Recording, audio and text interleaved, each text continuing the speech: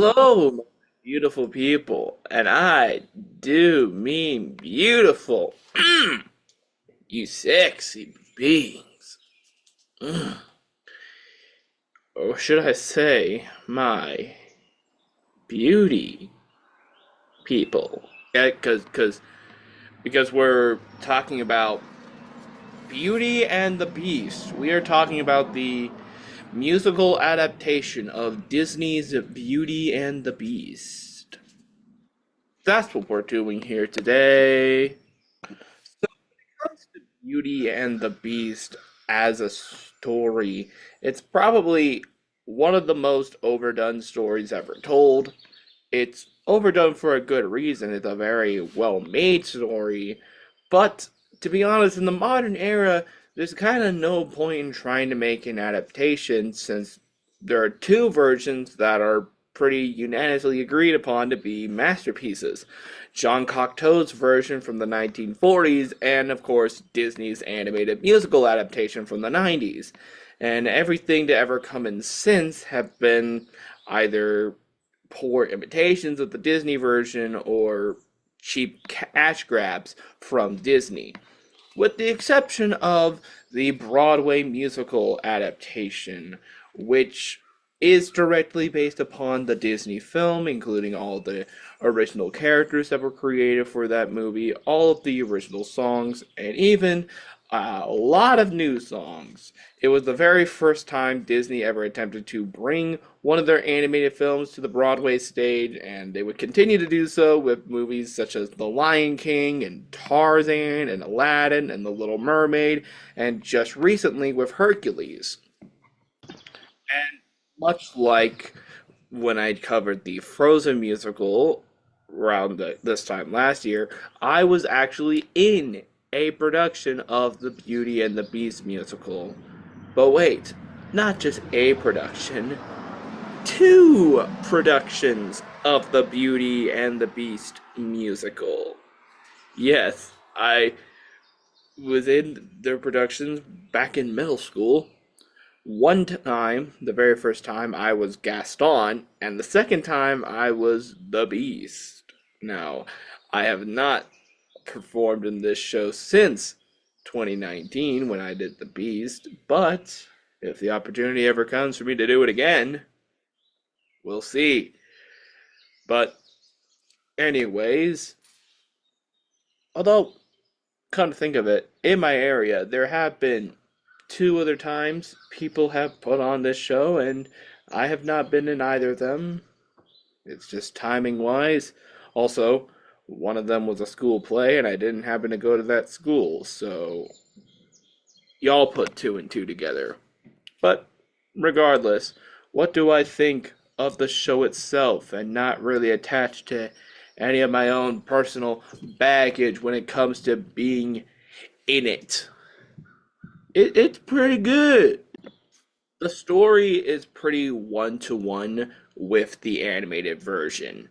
In fact, there really isn't that much of a difference story wise. There aren't any massive changes. I think there's a couple structural differences between the movie and the Broadway show, but if you know the story of the movie, it's pretty much exactly the same thing as the Broadway show, which would be different compared to some of their later musicals like Tarzan, for instance, where the structure is pretty different from the movie and even for the Frozen musical to an extent. But what this production ends up giving us in advance is the addition of obviously seeing how this animated world can translate to the stage because correct me if I'm wrong, but this was also one of the first attempts to bring an animated movie to the Broadway stage, and the addition of several new songs, some of which were actually cut from the original version of the film, such as Human Again, while others were wholly original songs created for the Broadway show, such as Me and If I Can't Love Her. While the original composer for the movie.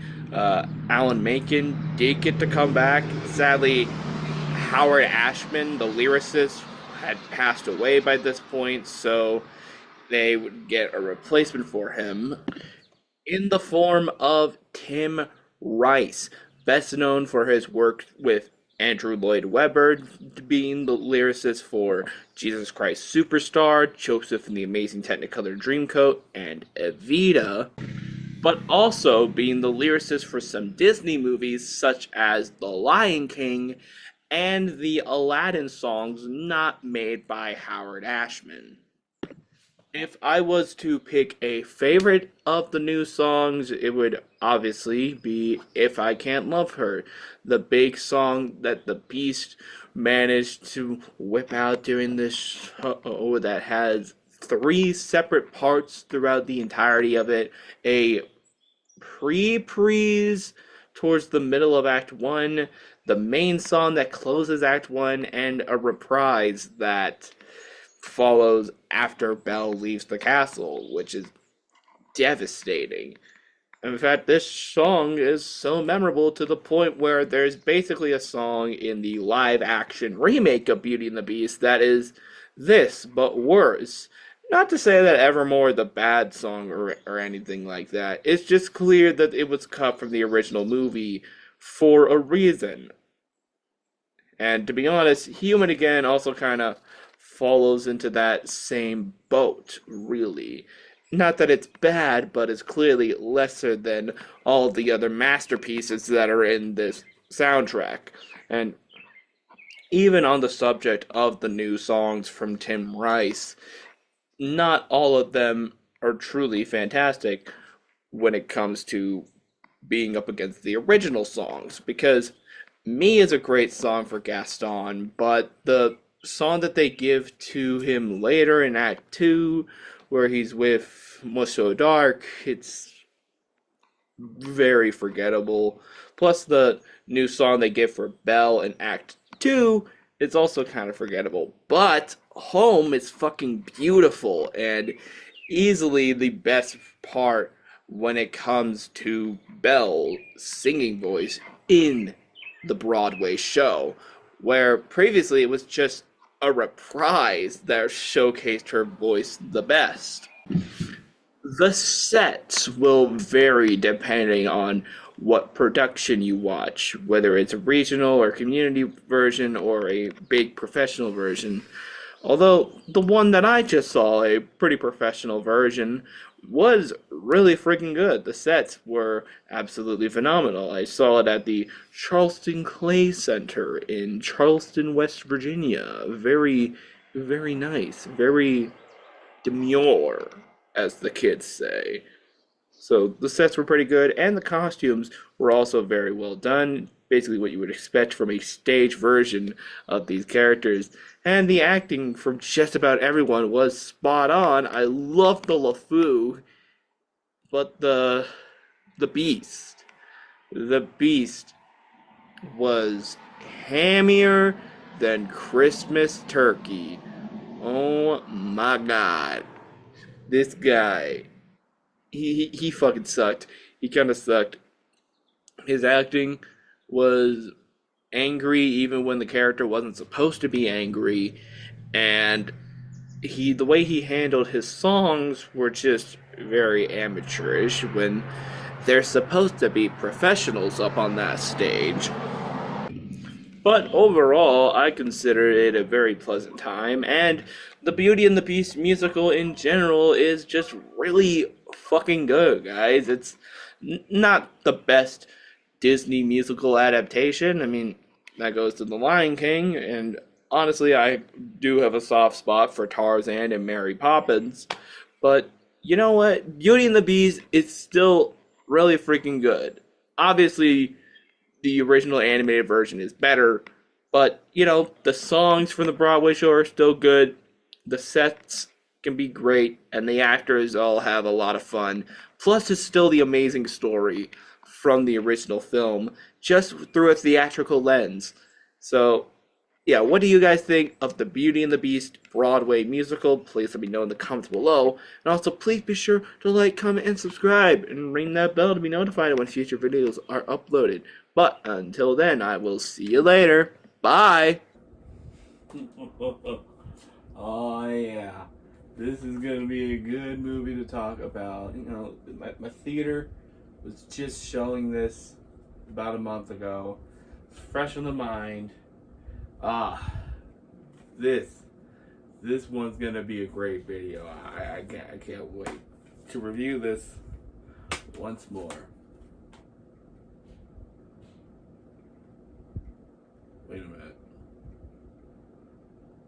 Something feels off. I think a few weeks ago, Kermit tried telling me something.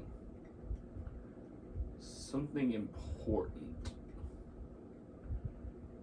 Something about... Oh. Oh. Oh. Is that my cat? Jesus Christ. My God. The robots. They're coming back. Ultron is back. After all these years. What am I to do? What shall I do? Whom shall I do? I think I know exactly what to do. I will call the government.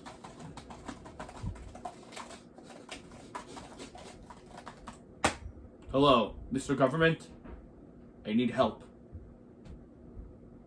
What do you mean you won't do anything? Screw you! Well, I guess that there's only one group of people that can stop this upcoming robot apocalypse. That being me and a bunch of my stuffed animal best friends. I think we got this taken care of, don't you?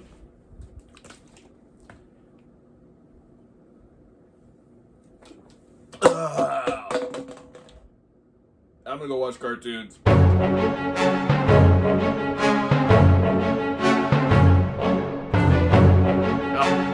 Oh.